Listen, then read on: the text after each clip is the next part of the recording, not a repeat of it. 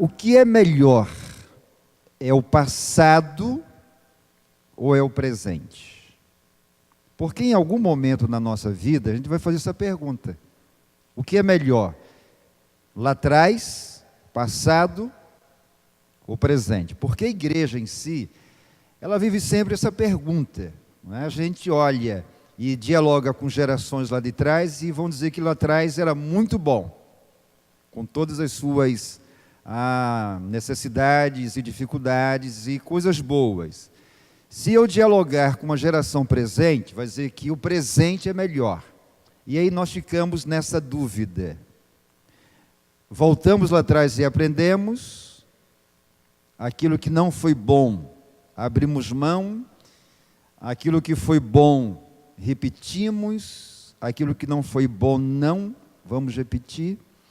Porque quando eu penso nisso, olhando para você, eu sei que se a gente pudesse fazer na vida, a gente faria de novo algumas coisas de uma maneira diferente na vida. Agora, quando eu penso em igreja, aí tem uma outra dimensão, né? Porque a igreja ela pode ter vivido momentos lá atrás bons e a gente quer viver, ou não tão bons, aí a gente tem medo de viver, tá? E há um cidadão na Bíblia que eu tenho uma paixão muito grande por ele, chamado José. Aí eu queria bater um papo com você sobre José. Gênesis 45 vai ser o texto base para a gente pensar também em pequenos grupos, de 1 a 9. Nós vamos pensar sobre o que é melhor, o nosso passado ou o nosso presente. Diz assim: então José não se podia conter diante de todos os que estavam com ele, e clamou: fazei sair daqui a todo homem. E ninguém ficou com ele, quando José se deu a conhecer a seus irmãos. E levantou a sua voz com choro, de maneira que os egípcios o ouviam, e a casa de Faraó o ouviu. E disse José a seus irmãos: eu sou José. Vive ainda meu pai? E seus irmãos não lhe puderam responder, porque estavam pasmados diante da sua face. E disse José a seus irmãos: peço-vos, chegai-vos a mim. E chegaram-se. Então disse ele: eu sou José, vosso irmão, a quem vendestes para o Egito. Agora, pois, não vos entristeçais, nem vos pese aos vossos olhos, por me haverdes vendido para cá. Porque para a conservação da vida, Deus me enviou adiante de vós. Porque já houve 2 anos de fome no meio da terra, e ainda restam 5 anos em que não haverá nem plantio, nem colheita. Pelo que Deus me enviou adiante de vós, para conservar a vossa sucessão na terra, e para vos guardar em vida por um grande livramento. Assim, não foste vós que me vendeste ou me enviaste para cá, senão Deus, que me tem posto por pai de Faraó, e por senhor de toda a sua casa, e como regente em toda a terra do Egito. Apressai-vos, e subi a meu pai, e dizei-lhe: assim tem dito o teu filho José, Deus me tem posto por senhor em toda a terra do Egito, desce a mim, e não te demores. Quando eu leio esse texto, pensando primeiro sobre uma realidade chamada Convenção Batista do Estado do Espírito Santo, que Deus tem me dado a alegria de servir nesses últimos 3 para 4 anos como presidente. E aí eu vou lendo a história da nossa convenção e perceba alguns momentos que nós vivemos. Por exemplo, a nossa convenção lá atrás já se dividiu em 2 convenções. Já tivemos 2 convenções porque as ideias não se encontraram. E aí eu vou conversando com a convenção e eu vou percebendo que lá atrás já tivemos momentos de G5, G12, pequenos grupos, células, e a gente vai percebendo, né, algumas situações muito interessantes. Primeira delas, medo que nós temos de repetir a história, porque algumas coisas foram implantadas na convenção, não é, no nosso estado, e não foram adiante. Aí nós ficamos com medo disso. Outras coisas, elas são muito boas, mas aí nós também temos o medo, quem sabe, de apenas copiar a igreja que está vivenciando uma situação ou de pequenos grupos, ou de célula, ou de igreja com propósito. A gente vai fazendo uma leitura acerca disso. Bom, e no meu envolvimento com a convenção, eu vou dialogando com pastores e igrejas, e aí eu vou aprendendo também com eles sobre o que é recomendável, o que é bom e o que a gente pode deixar de lado. Aí eu venho nessa noite conversar com vocês, que estão pensando em alguns aspectos, não só de crescimento, mas de conservação daquilo que Deus tem dado para vocês. E aí vocês vão ter, em algum momento, essa dúvida. O que é melhor para essa igreja? É o passado, que ela já vivenciou com os seus acertos e erros? Ou é um presente numa nova ideia de uma proposta que é bíblica? É bíblica. Nada que a gente está vivendo hoje é novo. É apenas um retorno à Bíblia. E aí eu e você podemos dar o nome que nós quisermos dar. José, nosso irmão em Cristo, que já está lá no céu, ele vai compartilhar conosco sobre algumas coisas também para a igreja, para a vida cristã. E eu encontro nesse texto bíblico muita base, pastor Manu e querida igreja, para a gente tomar uma decisão. Se a gente quer avançar como igreja e se a gente quer implantar pequenos grupos ou não. Pensa comigo. Quando José vivenciou esse momento aqui, ele também tinha essa dúvida. Era melhor ele permanecer no Egito ou seria melhor ele voltar para Canaã? O que seria mais prudente?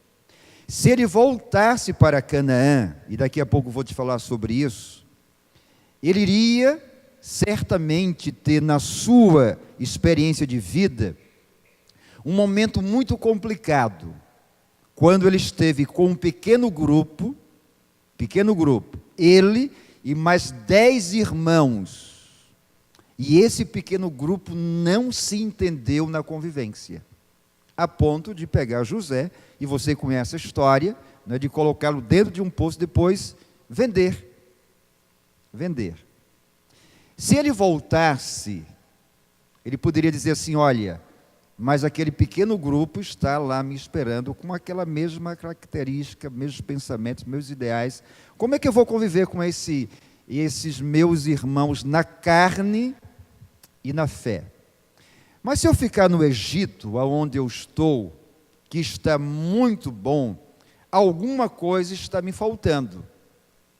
Está me faltando exatamente uma convivência diferenciada. E José passou muito tempo fazendo uma reflexão. Ele tinha que tomar uma decisão.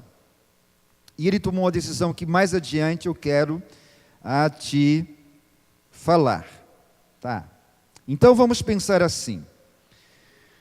Leio esse texto, penso em vocês, penso na igreja, penso nesse momento de reflexão que vocês estão a vivenciar. E aí eu quero compartilhar com você uma primeira coisa, chamada identidade.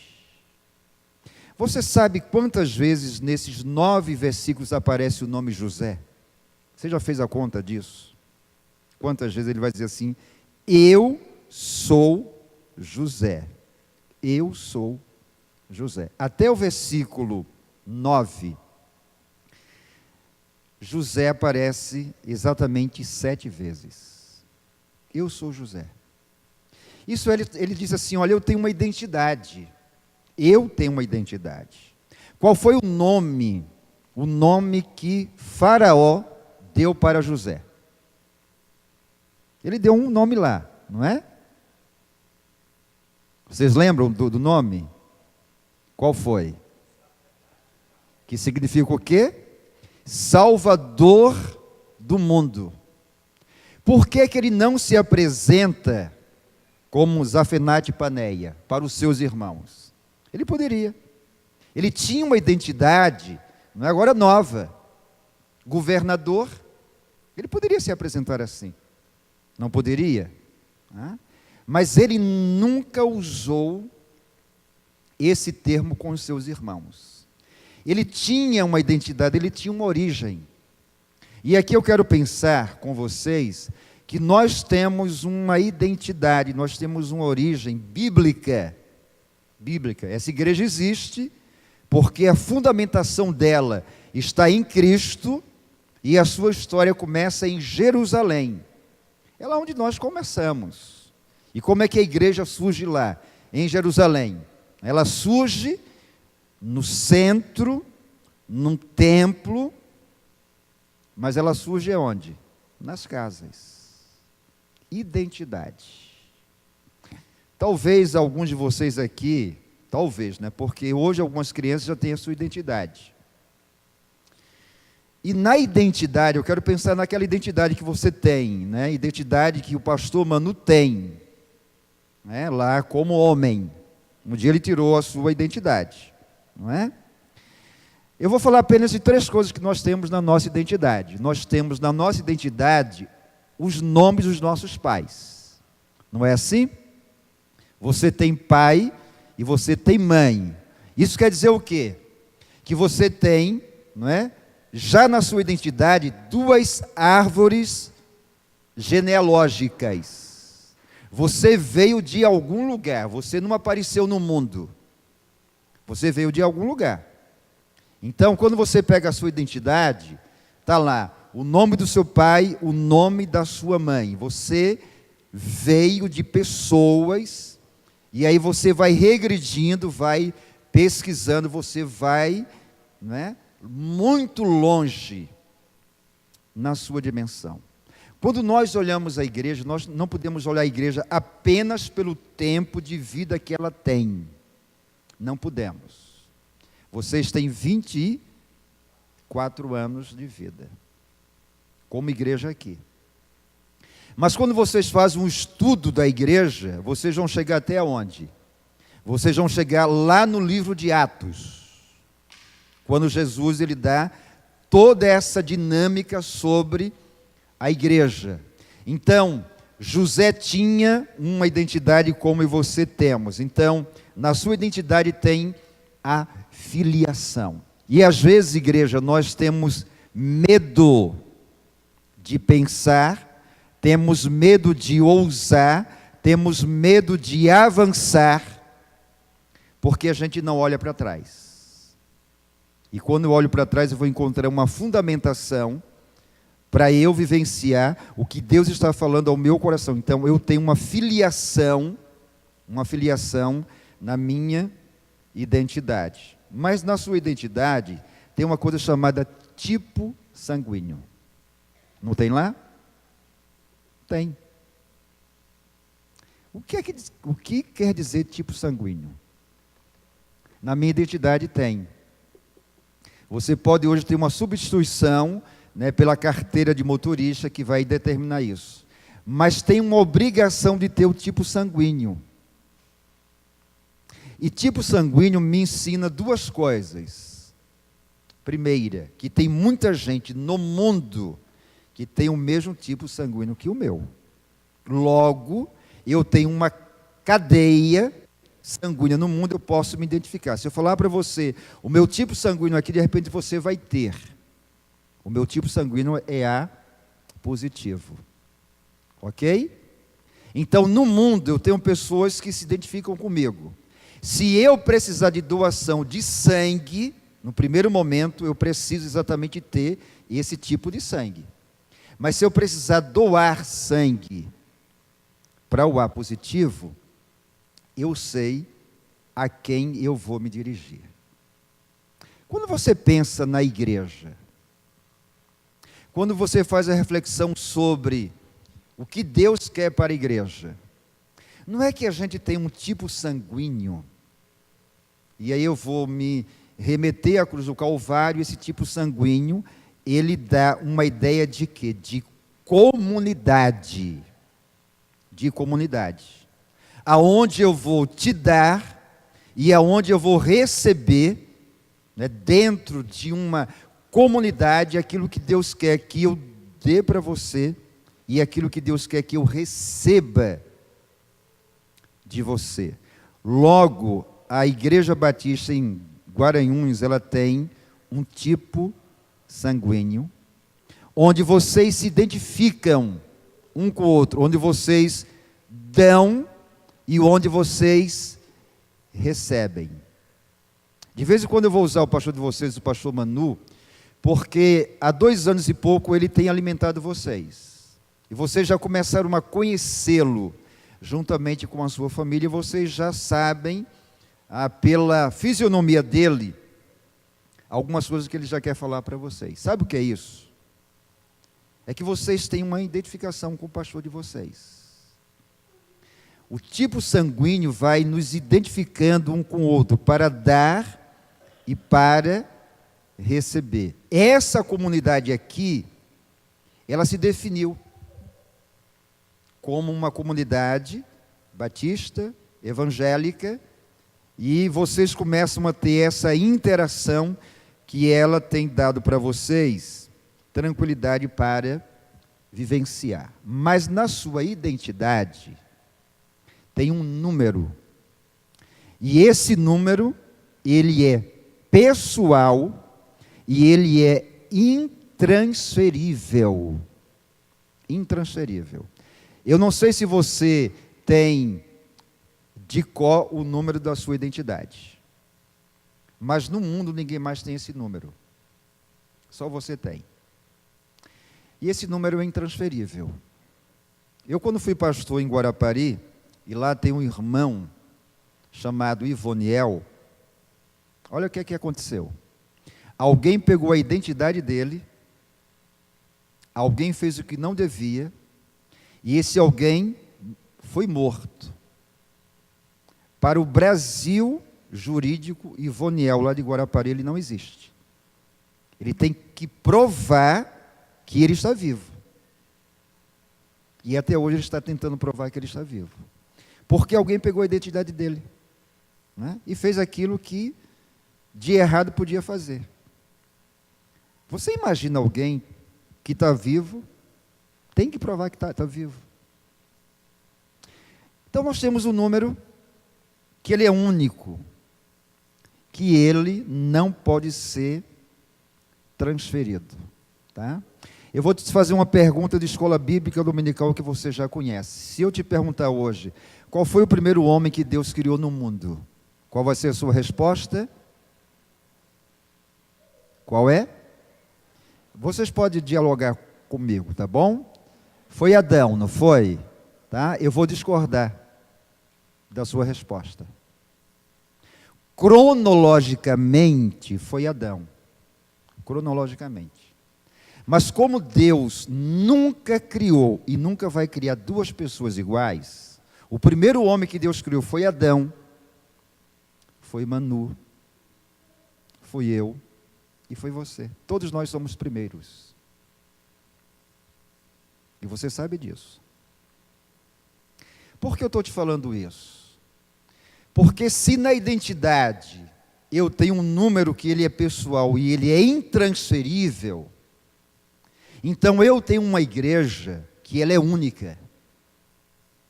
Não tem uma outra igreja igual. Mesmo que eu faça a mesma coisa que a outra quer fazer, está fazendo, eu vou ser única, como igreja. E às vezes, minha querida igreja, me permitam assim chamar-lhes, às vezes, nós não queremos viver isso que Deus quer para a gente. Porque a gente acha que vai perder a identidade, a gente acha que vai estar repetindo o outro, a gente acha que vai repetir os erros dos outros. Não. Quando eu penso nisso, eu penso que essa igreja aqui, ela é única. Você pode formar uma outra igreja aqui ao lado, mas igual a essa não existe. Agora, o que é que Deus quer para vocês? Aquilo que Ele quer para vocês, vocês não deveriam ter medo de vivenciar, porque há uma visão nesse sentido. Há uma identidade nesse sentido. E eu vou brincar um pouquinho com vocês, que eu sou muito de brincar também, gente. Porque ser pastor é uma coisa muito preciosa. Imagina que no mundo, tá? De bilhões de pessoas, só tem um chamado Doronésio, que sou eu. Eu era pastor em Guarapari, uma menina que é apaixonada por mim, era casada, apaixonada no sentido da identificação. Ela ficou grávida. Aí chegou para mim um dia, toda feliz, pastor, estou grávida e vou te fazer uma homenagem. Eu disse, você está repreendida em nome de Jesus. Ele disse, olha, 2 detalhes. Não retire de mim o privilégio de ser único no mundo. Porque ela disse assim, o meu marido não concorda. Eu disse, eu concordo com ele.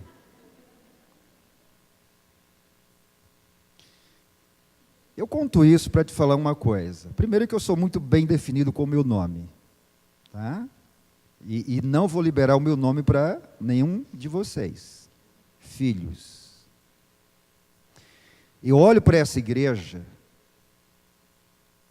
e eu penso assim, Deus fez vocês única como igreja. Única. O que é que Deus quer de vocês? O que é que Deus quer de vocês? Para eu chegar aqui, hoje é fácil, né? O seu pastor mandou a localização. Cliquei. Cheguei aqui. Ok? Igreja Batista Guaranhuns. Simples chegar aqui. Muito fácil. Sabe por quê? Porque só tem essa igreja. Eu não parei para perguntar a ninguém. Eu cheguei aqui. Vocês são únicos.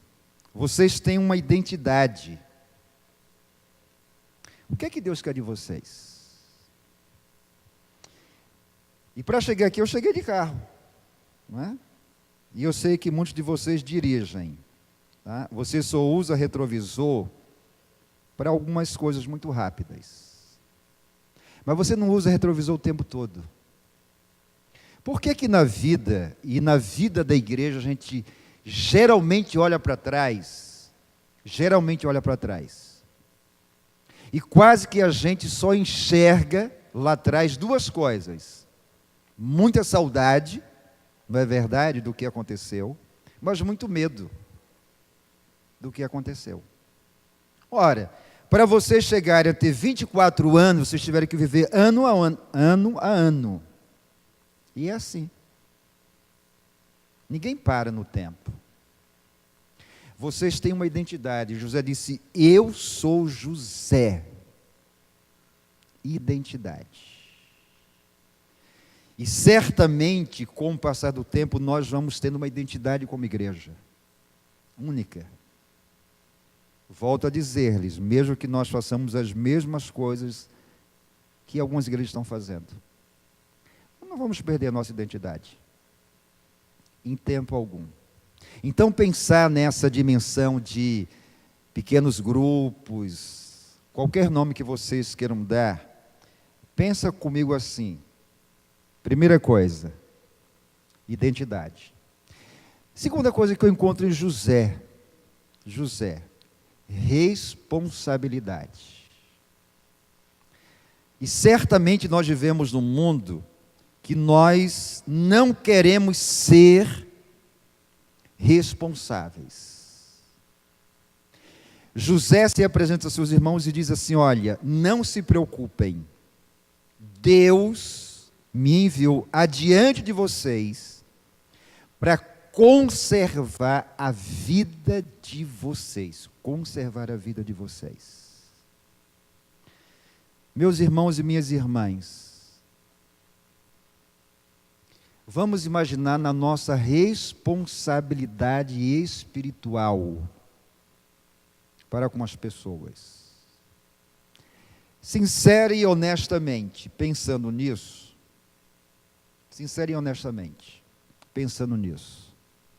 vocês acham que como igreja, vocês estão sendo responsáveis espiritualmente pelo outro? Vocês acham que a igreja, a nível de culto, ela tem essa dimensão da responsabilidade com o outro? Eu acho que não. Como é que a gente começa a criar responsabilidade? Por uma consciência daquilo que Deus nos dá a cada instante. José sabia que os seus irmãos tinham sentimentos de culpa dentro dele. Ele disse: olha, eu tenho uma responsabilidade para conservar a vida de vocês. Ele chama para si essa responsabilidade. Eu, quando estava chegando aqui, logicamente eu encontrei com muitas pessoas. Não sei os seus nomes, mas eu penso sempre em duas coisas quando eu encontro gente. Primeira coisa, qual é a situação espiritual dessas pessoas? Qual é a situação espiritual delas? E aí eu começo a dialogar com as pessoas. Esses dias eu digo para vocês com muita tranquilidade: olha, para mim shopping center é coisa de Deus.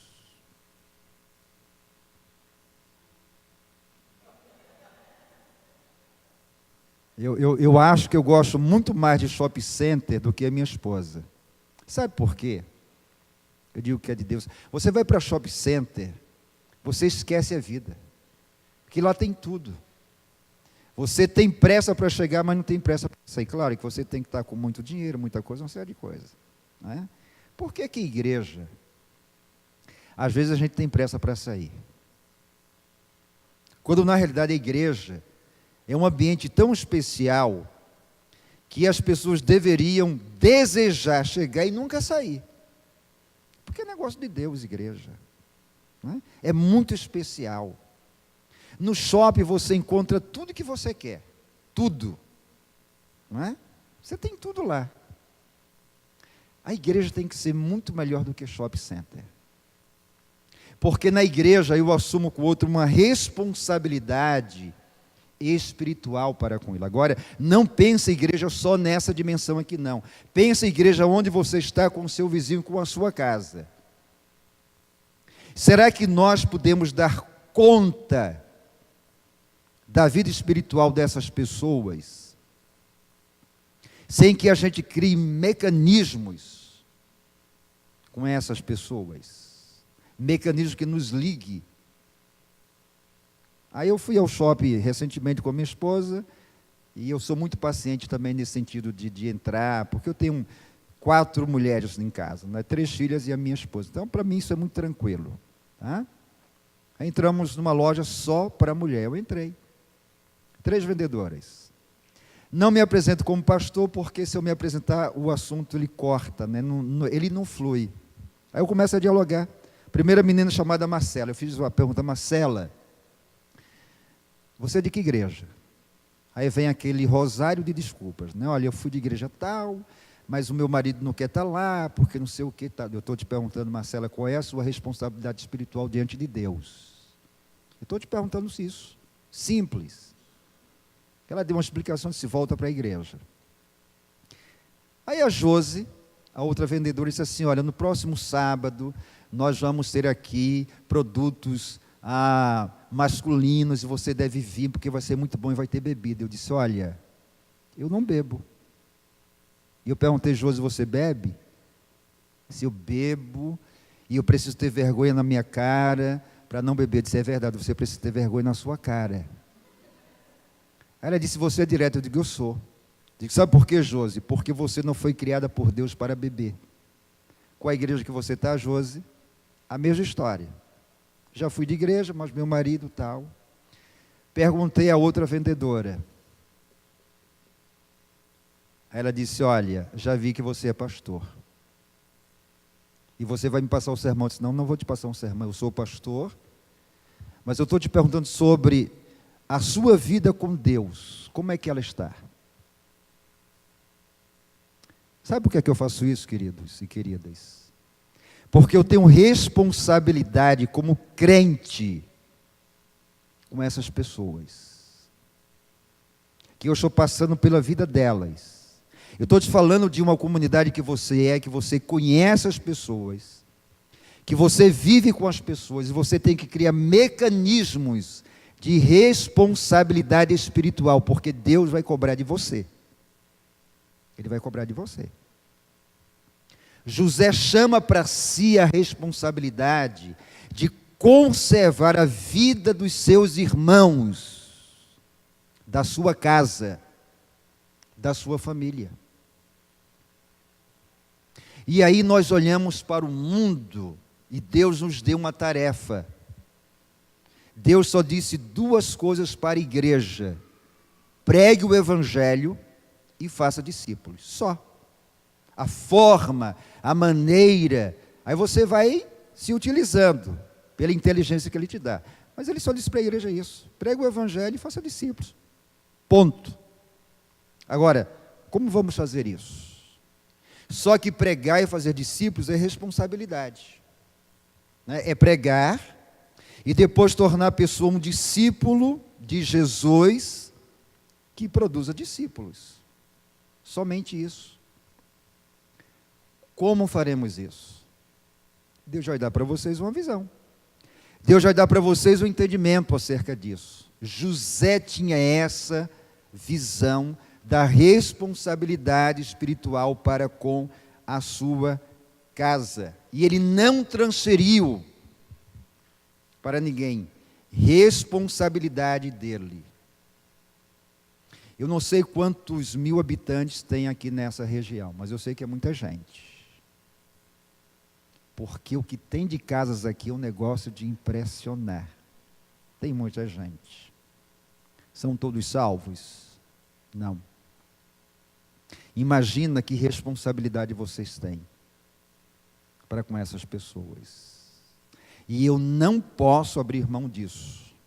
Eu não posso. Eu preciso pensar nisso. Tá? Entenda o que eu vou te falar agora. Porque para mim, servir a minha denominação é um privilégio. O título é o que menos interessa. Mas hoje eu tenho uma responsabilidade, não é? numérica, tá? De membros de igreja, entre 80 a 90 mil batistas, para eu orar, para eu abençoar, além da igreja que eu sou pastor. É minha responsabilidade, Deus me deu. Quando Deus vai te dando, é porque Ele sabe que você tem capacidade para isso.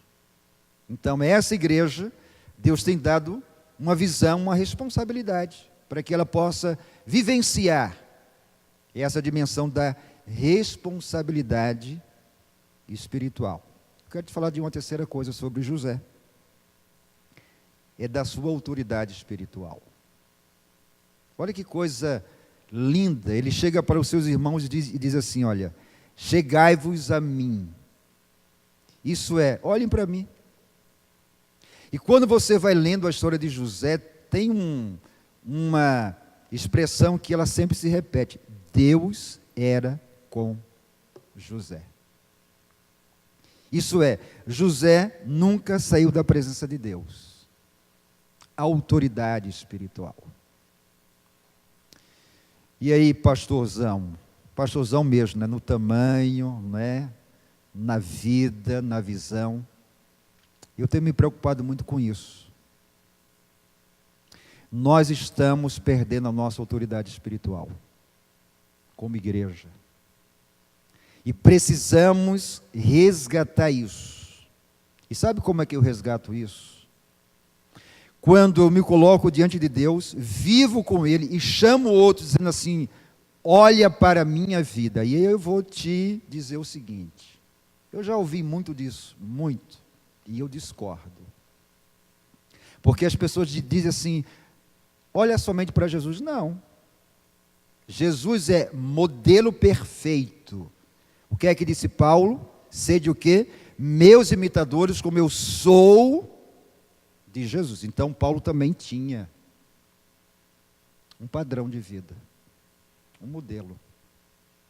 Se eu não olhar para você como igreja, eu vou olhar para quem? Porque Deus, nesse sentido, Ele se materializa, se humaniza na igreja. José tinha autoridade espiritual. Sabe o que é autoridade? É você dizer para o outro, olha, a minha vida em Cristo, ela é modelo para você. É modelo. E se crente não é modelo para o outro, ele é o quê? Ele tem que ser modelo. Aí a gente fica, não é, nessa conceituação de modelo de igreja.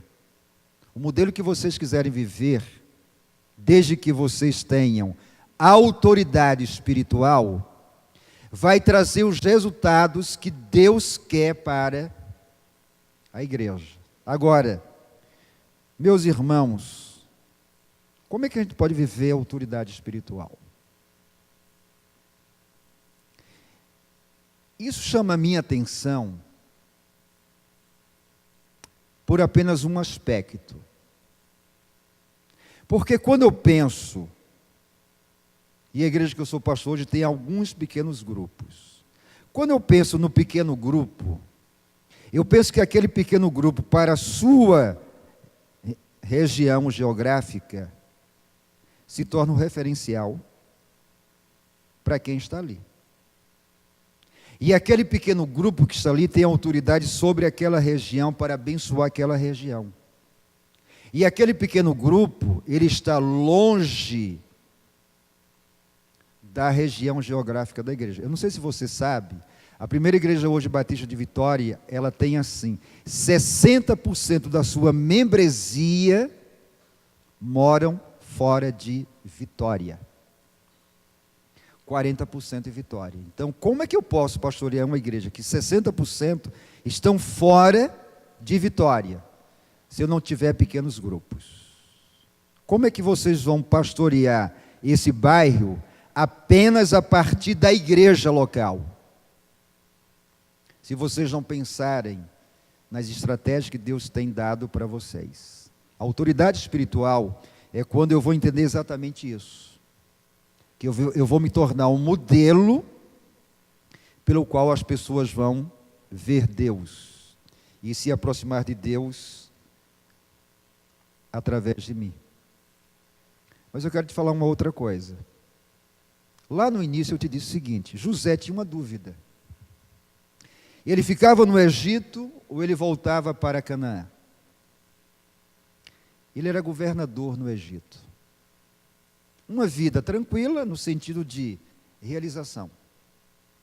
Mas uma coisa, pastor Manu, começou a inquietar o coração de José. Uma coisa começou a inquietar. Ele disse, olha, eu estou coordenando, pastoreando um país. Mas ele começou a sentir saudade do pequeno grupo dele, da sua casa, da sua família. Ele começou a entender que lá no Egito, com a sua esposa, com os seus 2 filhos, estava tudo muito bom, mas faltava algo. Vamos assim traduzir. O Egito, a sua grande igreja, a sua grande congregação. Mas ele tinha que voltar a viver uma base.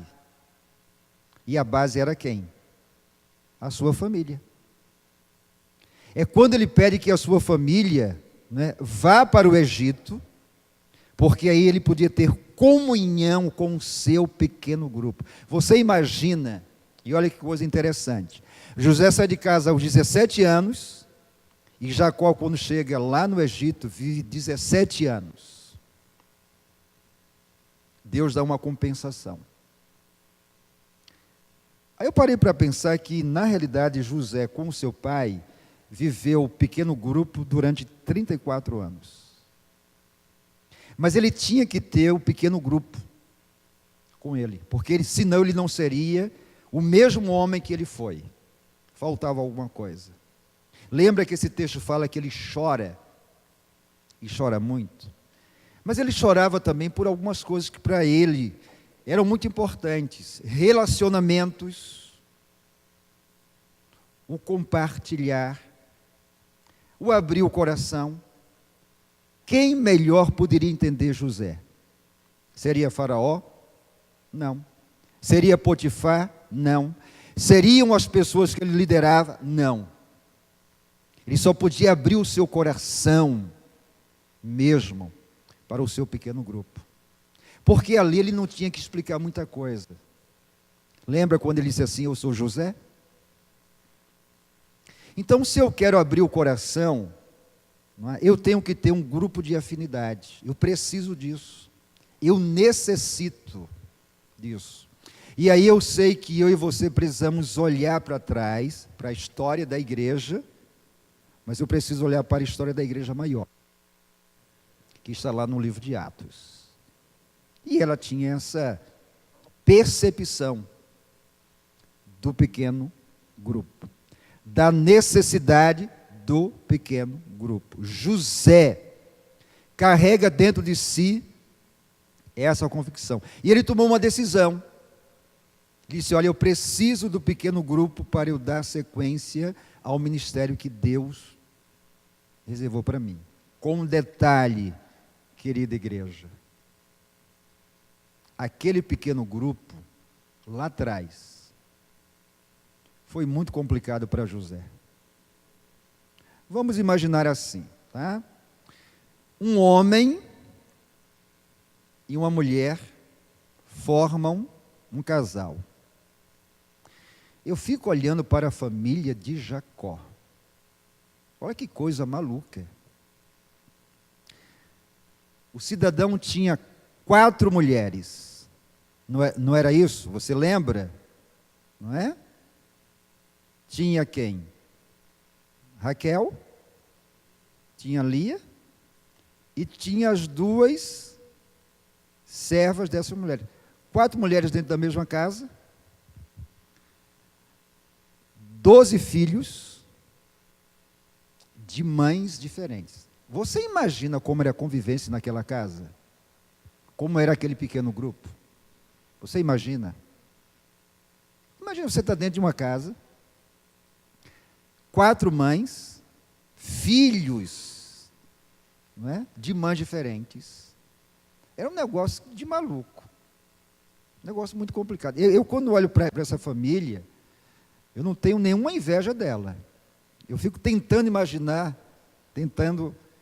como é que eles conseguiram viver. Aí José voltou para esse convívio. Vocês acham que ele não teve medo? Vocês acham que ele não tinha lembranças dos dias que viveu ali? É certo que todos cresceram. É certo que todos amadureceram. É certo que todos tiveram uma percepção diferenciada. Mas ele teve a coragem de voltar para conviver com aquele pequeno grupo. E ali muita coisa foi tratada, muita coisa foi curada, muita coisa foi restaurada, que ele precisava. Olha, se tem um homem na Bíblia que tem todos os fundamentos para não ter voltado a conviver com um pequeno grupo, esse homem era José. Mas ele disse, olha, apesar de tudo que eu vivi lá atrás, todos os problemas, esse pequeno grupo me é indispensável para eu viver. Porque aí eles se decidiram juntos e viveram um novo tempo. Viveram um modelo de pequeno grupo, lá no Egito. E sabe o que aconteceu? José com a sua família, com aquele pequeno grupo, eles influenciaram todo um país, mas eu tenho certeza plena que a partir daquele pequeno grupo, o Egito começou a viver uma nova dimensão espiritual, a entender que pequeno grupo se trata, se cura, cresce e é abençoado por Deus. Porque nós, como igreja, temos uma coisa muito interessante. Temos vida longa para a gente pensar, repensar, mudar e viver. José tem uma decisão muito bem fundamentada. Ele disse, esse pequeno grupo me é indispensável. Só que agora nós vamos viver uma nova dinâmica. Uma nova percepção. E todos voltaram a viver juntos. Se eu e você não tomarmos uma decisão firme, sobre modelo, projeto, qualquer ideia que Deus tenha para a gente vai viver sempre no medo. Sabe o que é que vai acontecer? Simples. Não seremos abençoados como Deus quer nos abençoar. Esse homem tem essa percepção. Guarda isso no seu coração. Decisão que ele toma muito firme. Mas eu quero te falar de uma última coisa que eu encontro em José. Profundidade espiritual. A expressão no versículo 9 é assim: subi para meu pai e contem a meu pai o que Deus tem feito comigo na terra do Egito. Profundidade espiritual. E aí eu quero te falar sobre alguns detalhes sobre essa ideia de profundidade espiritual. Veja bem, o que é que José disse para os seus irmãos? Subam. A igreja de Jesus Cristo, e pontuando vocês têm o privilégio de serem usados por Deus para alterar a eternidade do outro. Como igreja, como definição que vocês podem ter ou não de pequenos grupos, isso é uma coisa muito entre vocês. Mas vamos imaginar assim, tá? José disse assim, olha, subam para o meu pai e contem para ele. Vamos fazer uma analogia agora. Você imagina que a partir do conhecimento da outra pessoa, você pode contar para Deus acerca da outra pessoa. Você pode contar para Deus acerca da outra pessoa aqui no mundo. E aí, quando a gente está juntos, porque eu, antes de chegar aqui para adorar com vocês, eu bati um papo com o pastor Manu. E a gente pôde, compartilhar e trocar algumas ideias. Eu tenho muito mais condições hoje de orar pela vida dele. Sabe por quê? Porque nós conversamos. Aí você, Deus, olha, como pai, do meu irmão Manu, abençoa a vida dele. Para isso, eu compartilho a ideia de me aprofundar espiritualmente, mas trazer essa pessoa junto comigo em 3 aspectos: oração. Eu posso agora melhor orar pelo outro no grupo menor. Se eu fosse orar hoje por vocês, eu não tenho como falar sobre cada um de vocês dentro desse contexto. Se eu for orar na sua casa, eu posso orar melhor por vocês nominalmente. Isso é um fato. Profundidade espiritual.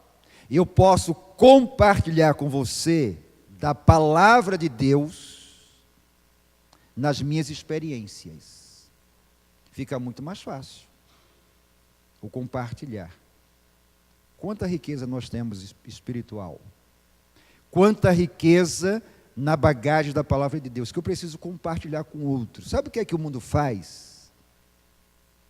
O mundo compartilha com a gente o que o mundo quer compartilhar. E sabe o que é que o mundo compartilha com a gente hoje? Muito. Sabe o que é? Da violência. Liga qualquer canal de televisão, lê qualquer notícia que você vai ver destaque nisso. Agora, o que é que eu estou compartilhando com o outro? E eu preciso abençoar a vida do outro. Como é que eu vou fazer isso, igreja? No meu dia a dia. E eu preciso compartilhar da palavra de Deus. Eu não sei quanto tempo você tem de servo e de serva do Senhor. Agora, de uma coisa eu tenho certeza. Você tem muita bagagem espiritual para ser compartilhada. Como é que você vai fazer isso? Sabe o que é que a gente tem feito muito? A gente compartilha muito da experiência espiritual apenas com quem é crente. Que bom. Isso já é muito bom. E com aquele que não é salvo? E com aquele meu irmão em Cristo, que está vivendo as suas experiências, e eu não chego junto para compartilhar.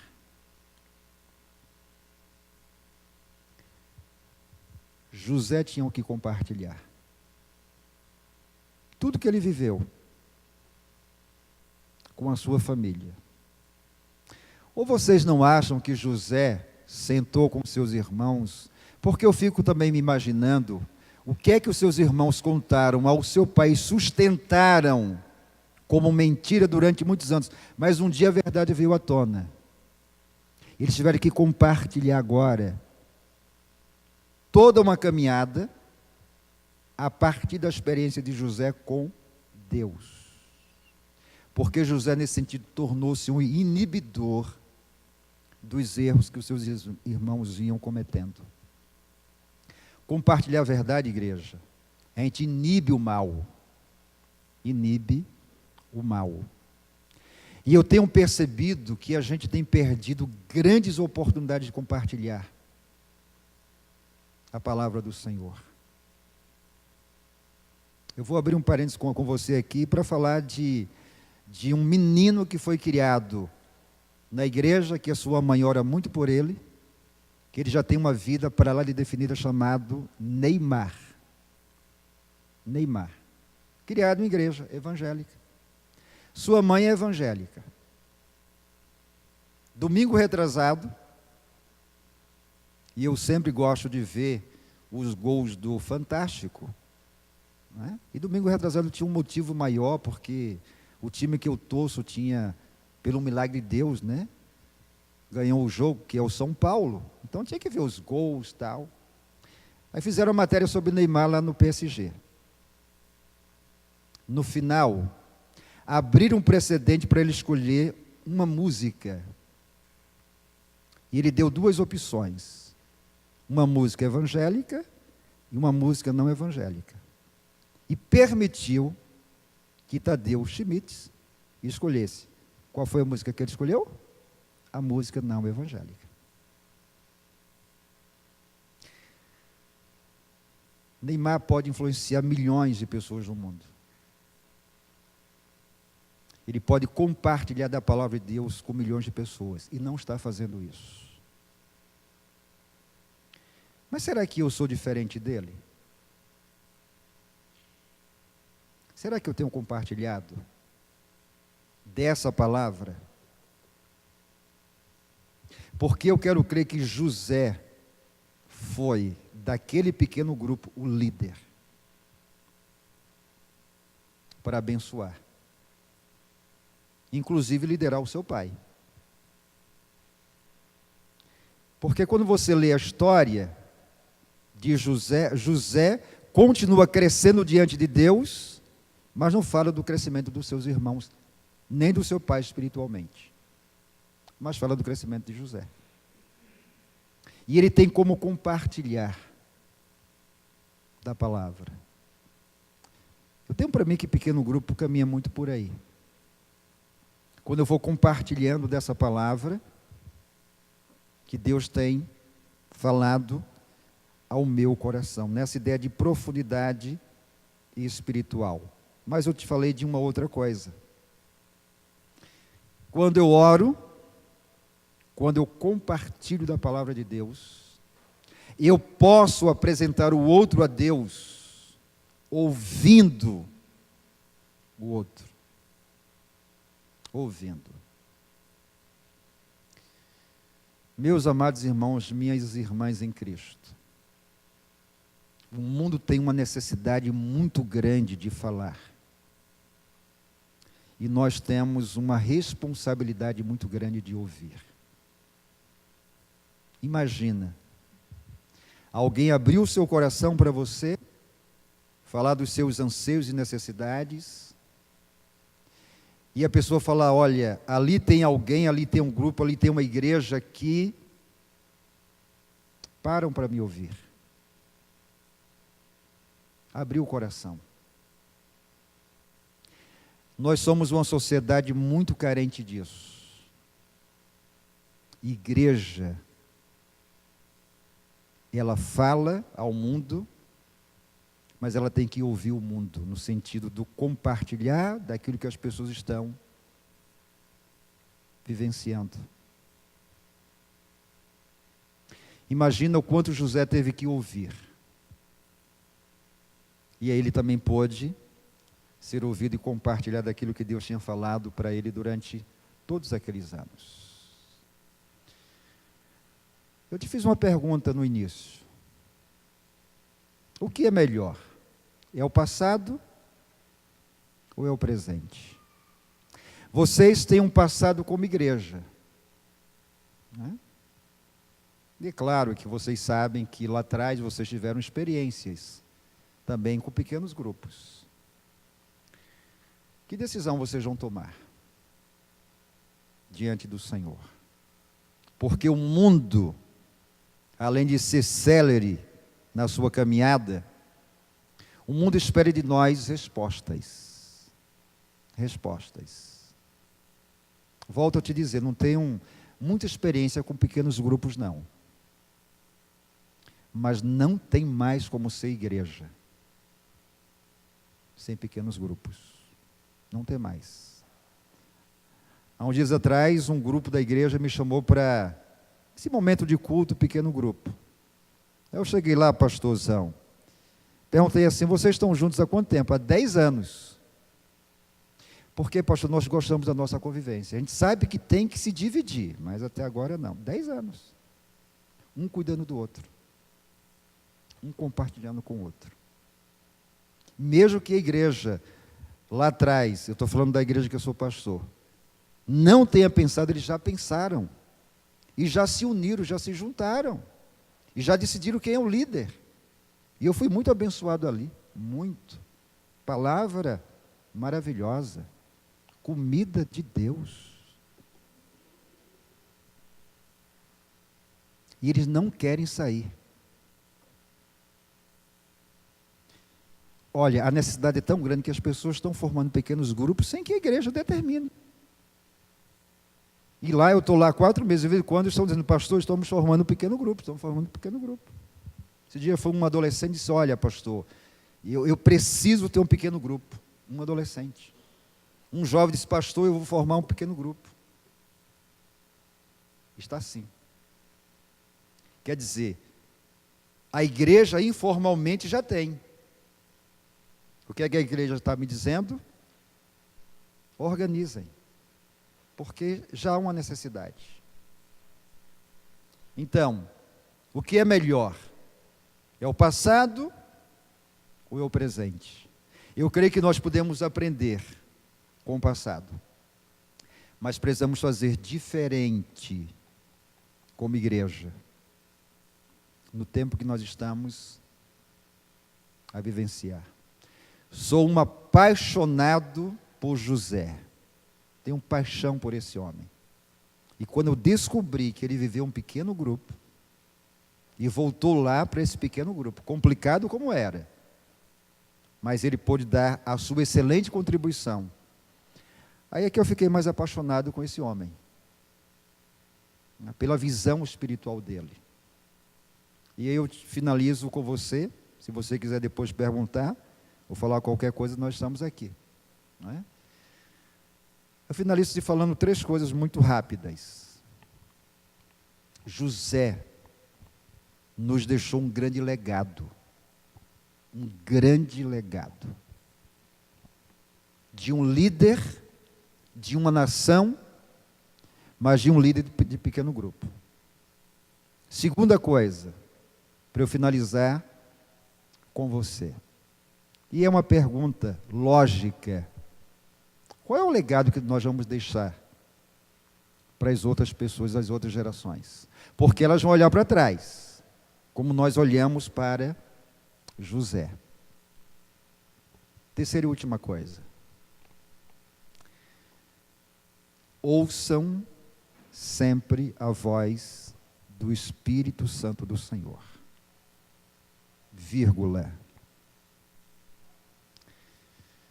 Igreja que não caminha pela visão do seu pastor, porque é a ele que Deus dá a visão. Tá? Pastor Manu não precisa de defesa, e eu não venho aqui defendê-lo. Mas igreja que não caminha pela visão do seu pastor, porque é ao pastor que Deus dá a visão, essa igreja ela não tem como crescer, fazer diferença, deixar legado, porque é ao pastor que Deus sempre vai dar a visão. Então, ouçam a voz do Espírito, mas a visão é dada ao pastor de vocês. Deus deu a visão para José, através de quê? Dos sonhos. Não foi isso? Gênesis 37. Foi naquela visão, naquele sonho, que tudo aconteceu. José ousou viver os sonhos e a visão de Deus. Por isso a história dele está na Bíblia. Por isso a história dessa igreja deve estar no coração do outro. Deus te abençoe.